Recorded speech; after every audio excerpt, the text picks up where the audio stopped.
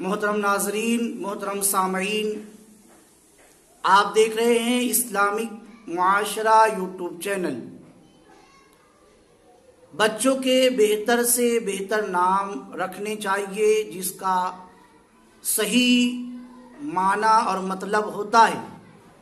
بے معنی اور بغیر مطلب والے ایسے نام جو کہیں ڈکشنری وغیرہ میں بھی نہیں ملتے، اگر وہ رکھے جائیں تو بچوں پر اس کے غلط اثرات پڑیں گے، لیکن اگر صحیح نام رکھا گیا تو یقیناً بچے پر اس کے اثرات ہوگے، اس لیے کہ جیسا نام رکھا جاتا ہے ویسا اثر بچے کے اندر ظاہر ہوتا ہے۔ اس کے تعلق سے خود حضور صلی اللہ علیہ وسلم نے بیان فرمایا ہے۔ آئیے کچھ ایسے نام جو بچیوں کے ہیں، لڑکیوں کے ہیں، وہ نام اور اس کا مطلب سنتے ہیں۔ ڈسکرپشن میں نام اور اس کا معنی اردو میں کس طرح سے لکھنا چاہیے وہ موجود ہے، آپ اسے دیکھ سکتے ہیں۔ عفیفہ، پاک صاف ایماندار۔ مسفرہ، چمکتا روشن چہرہ۔ آمنہ، امن والی۔ ادیبہ، ادب کرنے والی۔ ایمن، بابرکت۔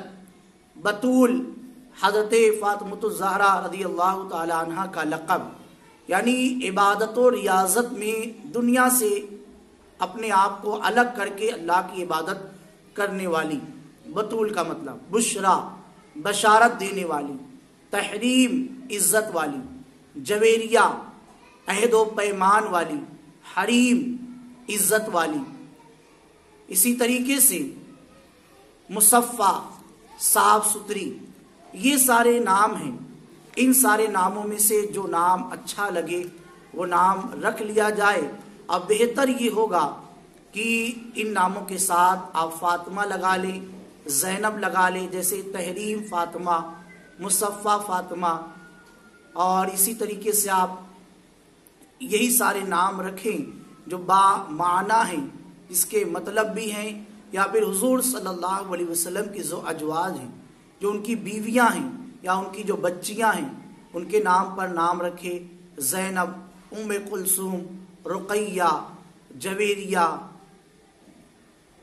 سکینہ، مریم، یہ سارے مبارک نام ہیں۔ ان ناموں کا اثر بچوں کے اندر بہت زیادہ ہوتا ہے، لہذا یہی نام رکھے۔ مزید ناموں کا مطلب انشاءاللہ اس کے بعد بتایا جائے گا۔ آپ حضرات ہمارے چینل کو لائک کریں، سبسکرائب کریں، شیئر کریں، کامنٹ کریں۔ اللہ آپ کو جزائے خیر عطا فرمائے۔